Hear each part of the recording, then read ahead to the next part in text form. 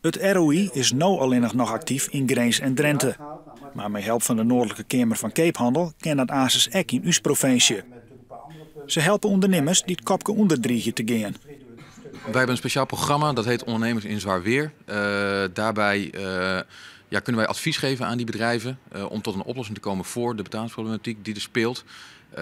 Doordat wij mede ondersteund worden door de Kamer van Koophandel, een aantal gemeentes en een groot aantal bedrijven, zijn de eerste 8 adviesuren bij ons gratis en vervolgens geldt een gereduceerd uurtarief. Joert is ook de conjunctuurenquête over het derde kwartaal van dit jaar bekendmaken.